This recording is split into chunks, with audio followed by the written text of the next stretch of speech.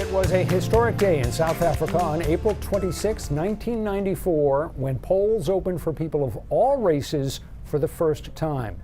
The election lasted 4 days and ended the formal apartheid government, where a small number of white people ruled over a majority black population. A family that fled the racist government of South Africa wound up settling in Portland, but they still got to cast ballots in that election. News Center Maine's Susan Kimball has their story.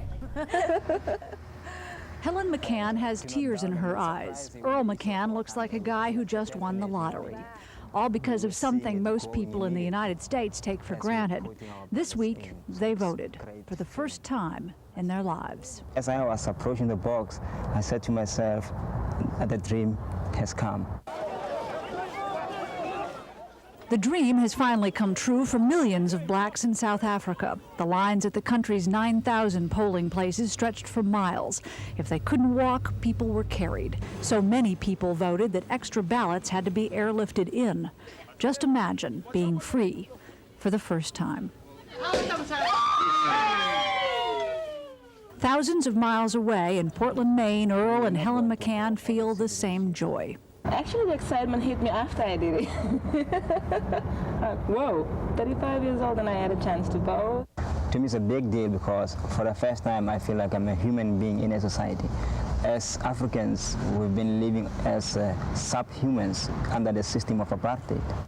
Helen says she never thought she'd see this day. She remembers her grandmother dying, telling her how hard it was to die, never having known anything but the oppression of apartheid.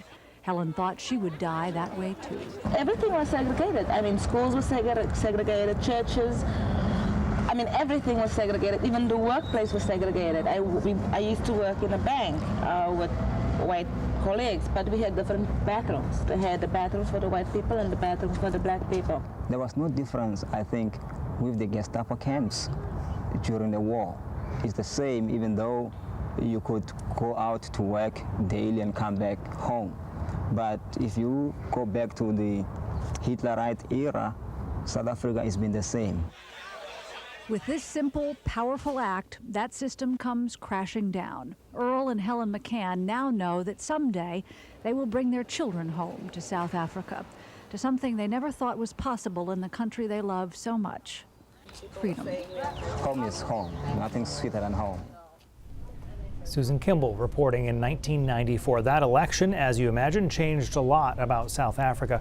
Voters there elected Nelson Mandela as president, and his party, the African National Congress, has been ruling ever since. However, in the past 30 years, the wealth gap has only grown and inequality is still rampant. For the first time since the party was established, the African National Congress may not win more than 50% of the election when voters head to the polls next month.